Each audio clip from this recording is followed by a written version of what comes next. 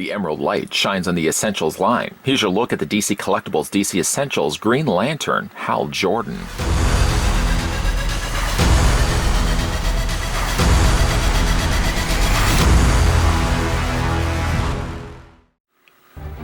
DC Essentials is a line of 7-inch action figures based on DC comic characters with universal appeal, accessible to both longtime collectors and those just starting out, which deliver authentic detail from a company with 2 decades of experience creating high-quality action figures.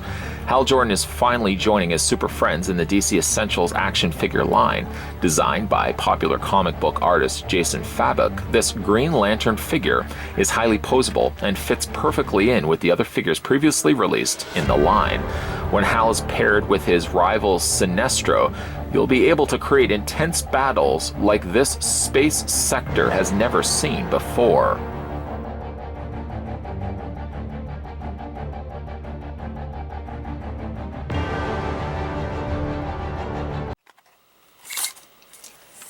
Of course, before we get this review underway, the first thing we're going to do is figure out how tall the DC Essentials Green Lantern Hal Jordan is. That was a bit of a mouthful. Taking it right to the very top of his head, and I might have even just missed it slightly, just by that much, you're looking at a figure standing 7.1 inches. Now, you could chalk that up to his hair, you could just chalk it up to the fact that, like I said, just missed it by that much. You might be closer looking at the figure standing 7 inches exactly. In centimeters, however, that looks to have the figure standing in centimeters at being 18.2 centimeters tall. For some size comparisons, we can bring in the other Essentials figures that we just recently had a look at. There's Catwoman and Batman from the Nightfall line. Batman's starting to give me slight problems standing. But you know what? Say what you want about this Essential line. I mean, really, for me, the thing that captures my interest most with this line is the exquisite sculpts in the heads. Like, the head sculpts are really good on these. And I'm really liking Green Lantern's head sculpt. Yes, they are plagued with problems in their ankles. Yes, the figures unfortunately don't come with accessories, and believe you me, I'm going to talk about that when we get to more extensively looking at Hal Jordan. But from an Essentials line, I think sculpting is really where you want to classify these as essential. They really have some really fantastic head sculpts, and overall they're decent looking figures, if yes, they do have a few shortcomings to them.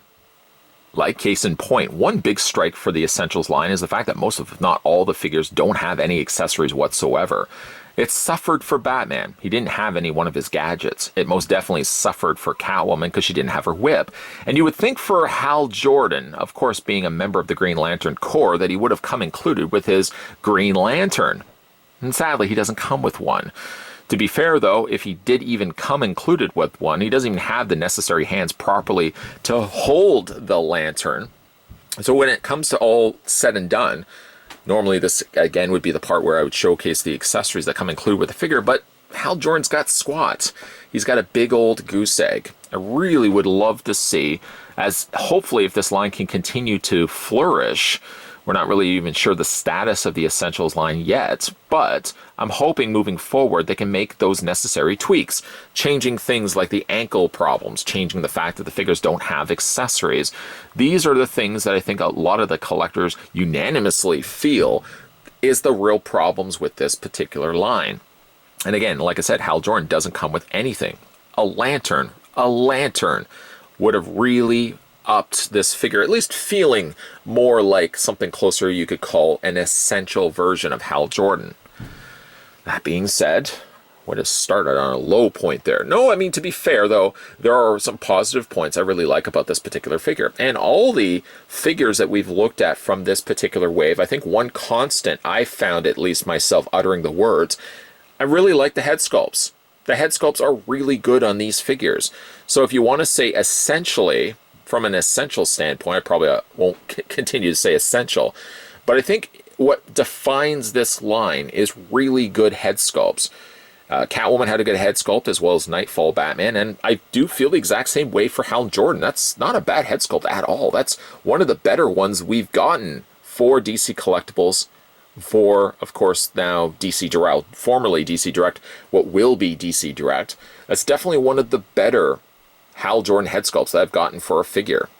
Unfortunately, I do have some issues with paint. I don't know why, but Paint has really been chipped off on the side. I've barely touched this, done anything with this figure. Unfortunately, he's got paint on the sides of his head that have flaked off, and he's got paint right above his mask there. You can see it has been chipped off as well. It wasn't simply just pulling this guy out of the clamshell. It wasn't tight enough that I felt like I was causing damage to the figure when I took it out of the clam tray. I don't know why he has the issues that he has. He's got a little scratch on the side of his face. He's got a little nick on the side. I can't imagine this is going to be across the board, and unfortunately settles solely on the shoulders of this particular figure. But yeah, he's got some issues with paint on the side there. Other than that, though, like I said, the head sculpt, I don't think I would change anything to the head sculpt. It's definitely one of the better Hal Jordan figures, and keep really that in mind when you look at these figures. When was the last time you got yourself a Hal Jordan figure that looks this good? Of course, with that, there are some negatives. One of the long-term, long-standing issues I have with this line as well is that the necks seem really long. Batman wasn't so much the issue, but I knew eventually when I would land on Hal Jordan's review that I would probably find myself saying that the neck is way too long. I do feel like the neck is a little long. It needed to be probably just dropped a slight bit down. I don't know if you would say like a third of an inch or so lower than what it is now. I do find like the neck seems a little too high for my liking. Got the Green Lantern emblem very nicely panel lined there, very cleanly applied. That's good there as well. And as a credit, he does have a well sculpted ring. If you can actually see it, the ring itself, you can even make out the Green Lantern Corps logo. It's not just a splotch of paint.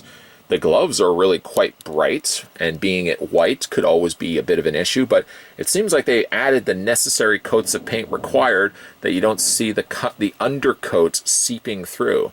I don't seem to have that issue with the gloves. Like I said, the gloves are really nicely painted, as well as all the green that's on this figure. That's pretty much all the colors you're going to be experiencing when you pick up this one for yourself. Greens, blacks, and of course the whites.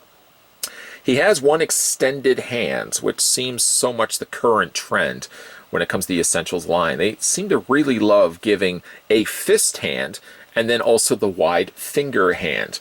Batman didn't have it, but I certainly have seen instances before where we've gotten ourselves spread out fingers for no apparent reason whatsoever. I guess from a dynamic standpoint, it is pretty cool that we can get ourselves kind of like a, you know, I don't know what you would really do for a posing of this, but getting a gestured hand does go a long way if you can actually give us some interchangeable hands as well. Then we move further down on the legs. I like the fact that the boots are sculpted over and not simply just painted in place. This certainly could have easily been a shortcut where they could have just painted the triangular tip, the top of the boot, over top of the leg itself. They really didn't even need the sculpt over top of it. So I'm happy that they actually did that. Some little extra details on the backs of his boot. Just give a little extra care to the detail that they put into the figure. But then we have the issue once again with those legs, those ankle articulated points. They're just hinge joints really. But over the time that I've had most, if not all, my Essential figures, I've always run into the same issue where these become really loose over a short amount of time. Hal Jordan so far doesn't have that issue, but even I find when it comes to standing him, you have to see where that cut is. See how there's a little slice right in the middle? That will dictate where the hinge is. If you want to rotate the foot, you need to basically bring that hinge joint along for the ride, just so you can actually get a proper hinge going in the foot. Some workarounds to the issue with the loose ankles is that you can kind of turn that to the side so that it gives you a little bit more of a stable footing. The problem with that, though, is it does start to decrease the incline for the way that the feet are standing. So you're sort of either dealing with a figure that doesn't stand proper, or when he does stand proper, the ankles become a bit of an issue over time and the figure starts toppling over. Like I said, it hasn't happened yet on Hal Jordan, but it has already started happening with my Nightfall Batman. They really need to change, I feel like, the posability points, specifically here. Everything else is fine. It's right here that's the issue. Speaking of articulation on this guy, his head rotates all the way around. You sort of can see how everything comes to work.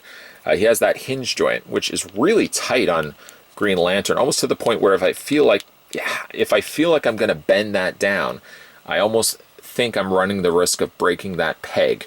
Just take my advice though, that hinge joint is there, but I think it's covered with quite a bit of paint, enough that it's not allowing me to move the neck up and down, but it is there if you want it. The shoulders hinge outwards. I don't have any issues there. Again, it's just that neck. The neck is way too long for my liking. The arms rotate all the way around, no issues there. They swivel at the bicep, certainly no issues there. And he has a double hinge in the elbow as well. So these guys are pretty posable for what they are. It's just some of the choices that they've made, specifically again with the ankles, is really where you're causing problems with this line. He's got a crunch in the front of his abdomen, well basically a crunch either way. If you want to hinge it back like this, I guess you could have him in a more flight pose if you had yourself a flight stand available. But he does have a crunch on the abs and he has a swivel on the waist.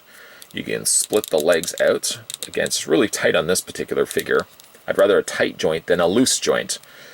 Legs go back and forth. He has a swivel on the 3/4 cut of the thigh, double hinge on the knee. Articulation, basically because the boot is attached the way it is, it allows the boot to swivel back and forth. And then again, we get back to the problems, the real issues with these figures. It's this part right here. I don't know what you would do, whether you just swap that out completely for just a straight out hinge, or if you'd go the route of a ball joint. But this is really causing a lot of the issues with this figure line. I'm liking the figures. I can almost even overlook the fact that the figures don't have accessories with them. I mean, at the very least, I mean, they don't have interchangeable hands anyways, so I can't cry foul for the fact that Green Lantern doesn't include his lantern, because after all, he wouldn't be able to hold it anyways. And if it really push comes to shove, I can easily find myself a lantern from another one of the Green Lanterns. Heck, I could pull one from the DC Universe line, as even with the Green Lantern Corps release, each one of those figures all came with lanterns. Heck, I could just throw a lantern right next to him. But the real issue with this figure line is the ankles. It continues to be an issue with the figures that we had looked at before. All those figures are now becoming really loose, excessively loose in the ankles. Green Lantern doesn't have it yet, but the horrible truth about that is the fact that I feel like down the road, not too long from now, I'm going to have the same issue with Hal Jordan as well, and that is really, really loose ankles. Hasn't happened yet, but I'm thinking it will inevitably. It's inevitable that I'm going to have the same issues with Green Lantern as well. Hal serves as another example of what makes this line, I feel, strong. Say what you will, and there's of course negatives to be spoken about when it comes to the DC Essentials, but the positives really are the fact that the figures on a sculpt level are some of the best that we've seen in recent memory. Now, before you think I'm selling you snake oil, why I say that is the sculpting on the torsos are fantastic. I have the proportions of the bodies for the most part are good, even though like the necks are a little too long. And for the Hal Jordan head sculpt, it's one of the best I've seen. My favorite up to this point has been the DC Direct, I believe it was the new 52 Hal Jordan. I think close to that, I would probably put this guy right next to him. And like I said, I'm not completely saying this is a perfect line. Of course, with the positives come the negatives, and the real negatives continue to plague this line are loose ankles. If the ankles aren't loose on the figure just yet, give it time, it will eventually happen. And the fact that they're completely absent of stands and accessories, I feel is a bit of a crime. Again, if you're going to call it the DC Essentials, you really want this to be a definitive Hal Jordan. And I think from a sculpt standpoint, it could easily have been the definitive Hal Jordan if only he had proper ankles and he had proper accessories to come included with him. The figures do feel bare bones and basic in their release.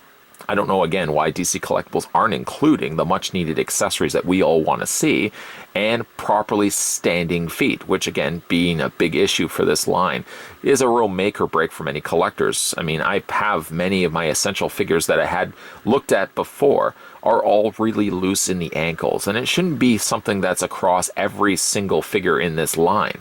Maybe one or two you could chalk it up to the way that they're manufactured. Maybe I just got the bad figure. But the fact that every single one of these figures, except for characters like Catwoman, because her ankles seem different, every single one of these figures seem problematic when it comes to their ankles. And as great as these sculpts are, some of the best, I have to say, it really is an issue, and it's something that they have to address. Those ankles are something that's going to really kill this line. And also the fact that they don't include proper accessories is also something that if you're, again, going to call it essentials, I know I keep saying that, you really have to make this essentially the definitive go-to Hal Jordan. And just the sculpt alone is good, but he feels like he could be so much more. What do you guys think of this figure? Let me know down below in the comment section what you guys think of the DC Essentials as a whole. Or if you want to just weigh in your opinions on Green Lantern Hal Jordan, let me know down below in the comments section. I love these figures. I mean, the sculpting on them, and I know I sound like a broken record for saying this, the sculpting on them are really good, but they really let you down in other aspects. And I'm very honest about that. I mean, as good as these figures are, there are some shortcomings to it, and I love reading what you guys think of this line. So again, weigh in down below in the comments section. We still have the upcoming look at Sinestro, and I'm really excited for that one. I'm a big fan of Sinestro, so we'll see how he trades off, and hopefully he doesn't have any issues with his ankles, fingers crossed. If you are new to this channel, make sure you hit that subscribe button down below and turn on the bell notification so when future videos are coming onto this channel, you won't be the person that's missing out. As always, thanks for watching, guys, and I'll see you guys next time.